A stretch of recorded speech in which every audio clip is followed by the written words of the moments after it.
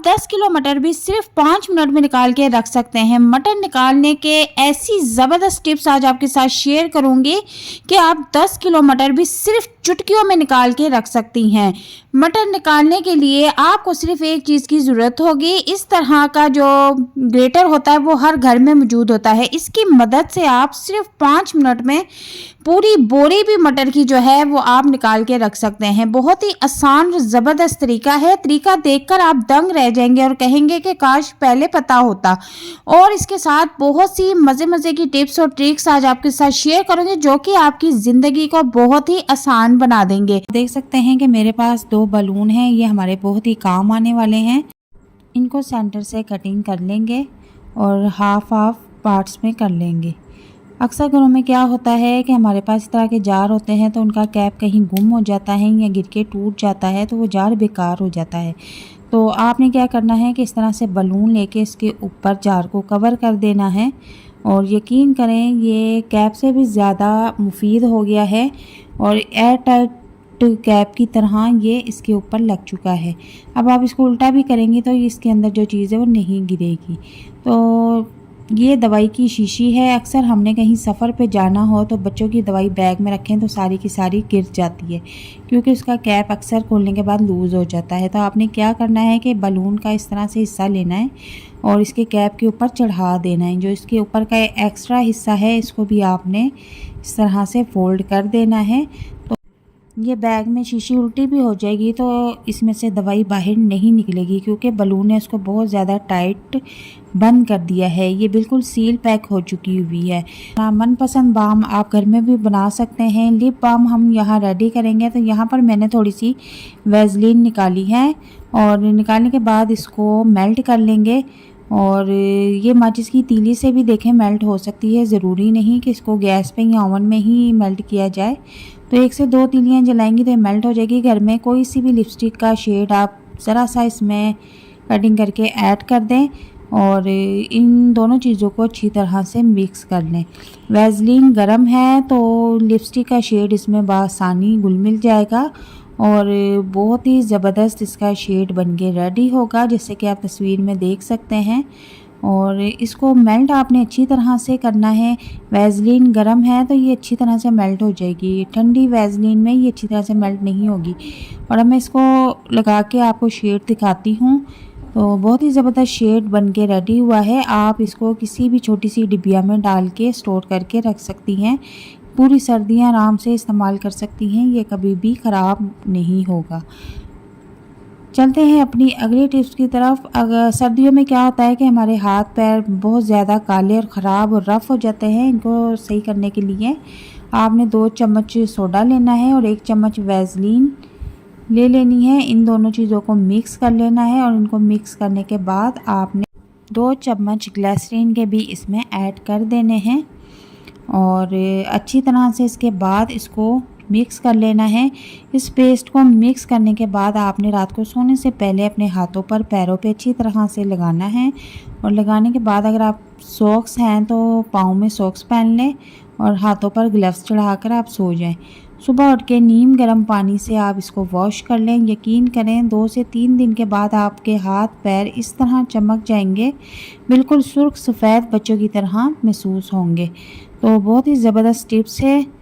उम्मीद करती हूँ कि आपको ये टिप्स बहुत पसंद आई होगी। तो अगली टिप्स हमारी ये है कि यहाँ पर हमने आधी चम्मच नमक ले लेना है और आधी चम्मच ही हम इसमें से वैसलीन निकाल लेंगे और इन दोनों चीज़ों को हम अच्छी तरह से मिक्स कर लेंगे।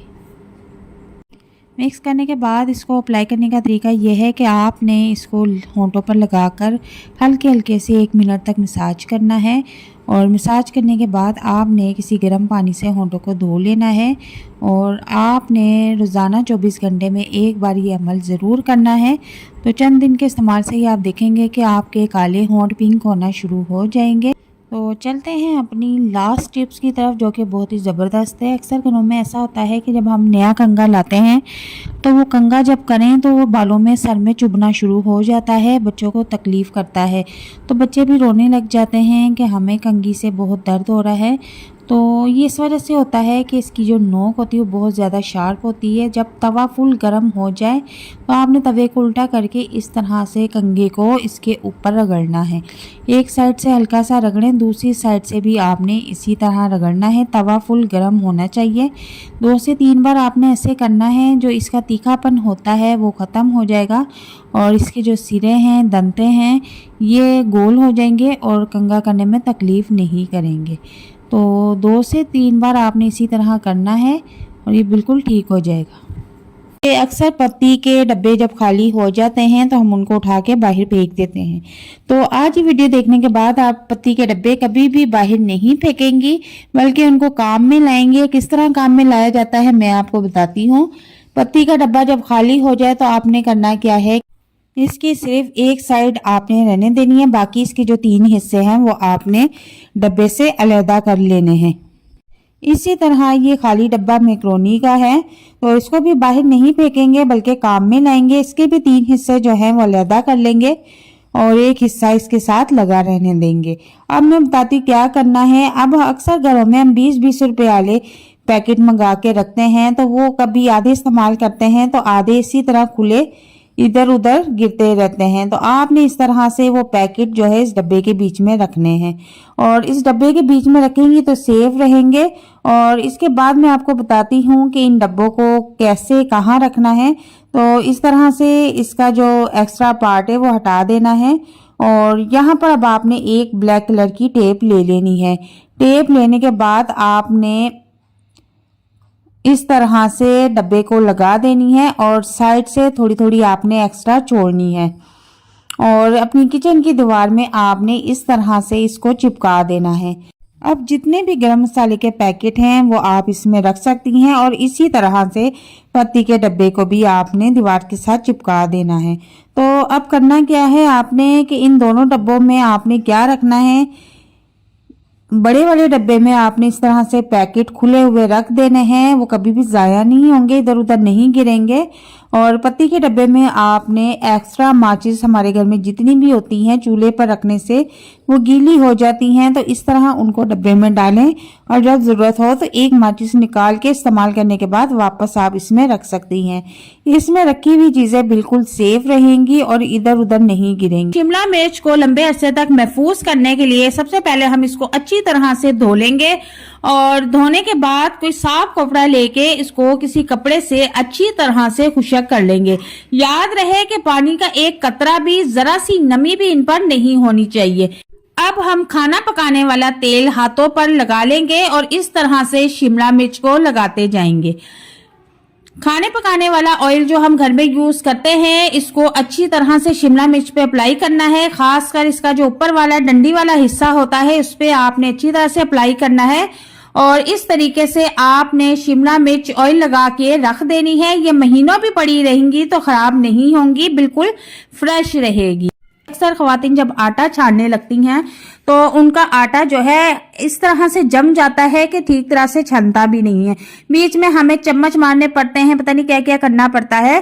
तो जब भी आप आटा छानने लगें तो आपने करना क्या है कि आटा छलनी ले लें और उसमें इस तरह से चूड़ियां रख दें और इसके बाद आप जितना आटा छानना चाहती हैं वो इसमें ऐड कर दें और फिर आहिस्ता आहिस्ता आप छानना शुरू कर दें। आप देखेंगे कि बहुत ही आसानी के साथ चूड़ियां जब आपस में हिलेंगी तो उसकी मदद से सारा आटा खुद ब खुद छन जाएगा। इसमें आपको हाथ मारने की या चमचा मारने की जरूरत नहीं है, बहुत ही आसानी के साथ सेकंडों में आटा छन के नीचे हो जाएगा। तो आप दोबारा से इसी तरह यही मेथड करें तो बहुत ही आसानी के साथ आप जितना चाहें आटा छान के रख सकती हैं। आप देख सकते हैं कि कितनी आसानी के साथ आटा छन चुका है। इसी मेथड से आप सारा आटा छान के रख सकती हैं। तो यहाँ पर मैंने कुछ हरी मिर्चें ली हैं और हरी मिर्च को बहुत ही जल्दी कटिंग करने का तरीका आपको बताऊंगी। इस तरह से आपने एक कांटे वाला चम्मच ले लेना है, उसमें इस तरह से हरी मिर्च लगा देनी है आपने और आप एक साथ एक वक्त में 3 हरी मिर्चें कटिंग कर सकते हैं। इस तरह से आपका काफ़ी वक्त बच जाए। तो चलते हैं अपनी अगली टिप्स की तरफ, जो कि बहुत ही ज़बरदस्त टिप्स है। अक्सर औक़ात क्या होता है कि हमने कभी चने पकाने हो तो हमें इनको बहुत लंबे टाइम के लिए भिगोना पड़ता है। अब ऐसा नहीं, आपने चने लेने हैं, इनको पानी में भिगो देना है। आधी चम्मच नमक और आधी चम्मच आपने इसमें मीठा सोडा ऐड कर देना है और ऐड करने के बाद चम्मच की मदद से अच्छी तरह से हिला देना है और इसको 1 घंटे के लिए भिगो दें। बाद में इनका पानी निकाल के आप इनको सिर्फ 10 मिनट के लिए चूल्हे पर रखें। बॉल पॉइंट के निशान हटाने का बहुत ही आसान तरीका आपके साथ शेयर करूंगी। अक्सर घरों में बच्चे बॉल पॉइंट से अपने हाथ पैर खराब कर लेते हैं, तो बहुत ही इजी तरीका है। जहां जहां पर पेन के निशान हैं वहां वहां आपने घर में रखा हुआ कोई सा भी बॉडी स्प्रे उसके ऊपर स्प्रे कर देना है। बहुत ही आसानी के साथ पेन का जो निशान है वो रिमूव हो जाएगा और किसी भी कपड़े से या टिश्यू पेपर से आप इजीली निशान को साफ कर सकते हैं।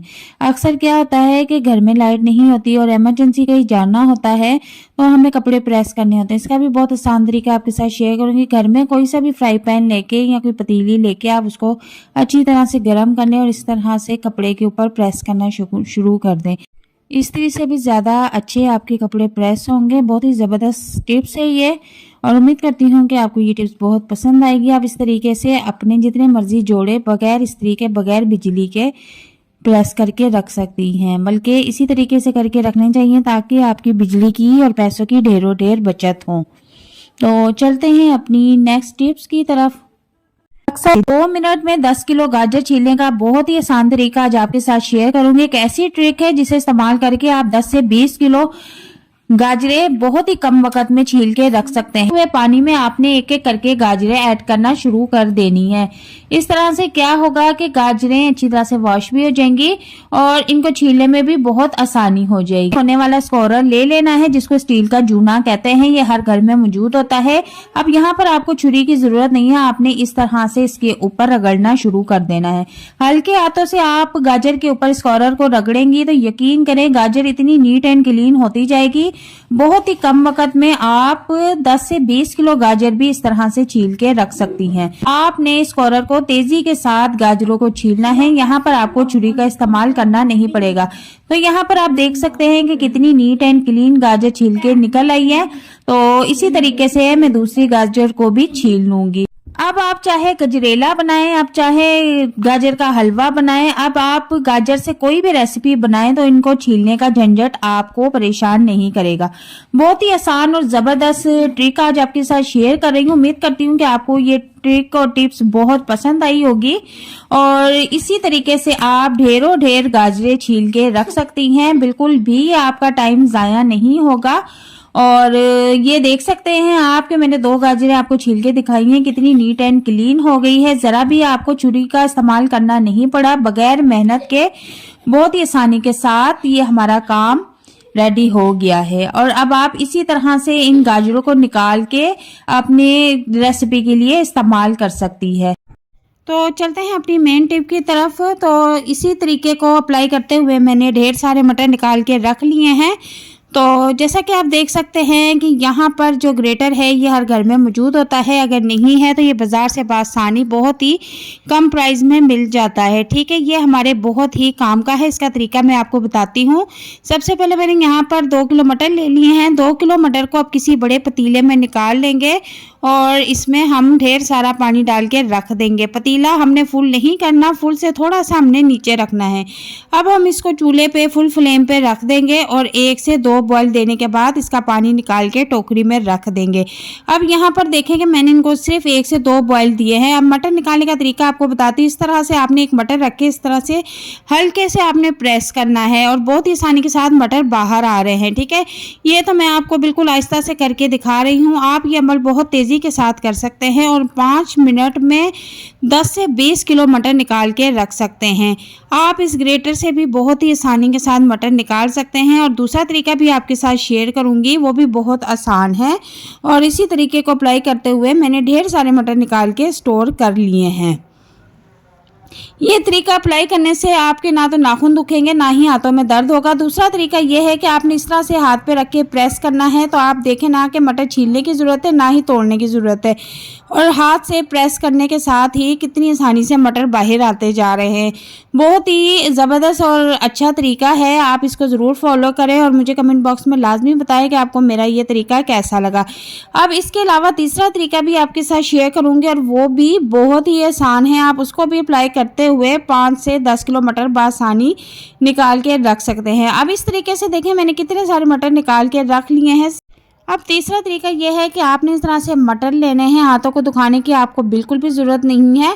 तो इस तरह से मटर ले लें, घर में एक कोई साफ़ कपड़ा ले लें, कोई इस तरह से जैसे कि कवर सिला होता है, इस तरह से आप ले लें और उसको इस तरह से फोल्ड कर दें। रोटियों का रुमाल भी ले सकते हैं, उसमें भी आप ये टिप कर सकते हैं। अब यहाँ पर आपने क्या करना है कि इस्त्री को फुल गर्म करके आपने इसके ऊपर 1 मिनट तक फेरना है, ठीक है। गर्म इस्त्री जब मटर के ऊपर आप फेरेंगे तो इन सब के मुंह जो है वो खुल जाएंगे, आपको बिल्कुल भी हाथ हिलाने की ज़रूरत नहीं पड़ेगी। और ये देखें कि मटर के कितने सारे दाने खुले पड़े हैं, आप इनको बस निकाल कर किसी प्लेट में रख लें। बहुत ही आसान और ज़बरदस्त तरीका है, उम्मीद करती हूँ कि आपको ये तरीका बहुत पसंद आएगा।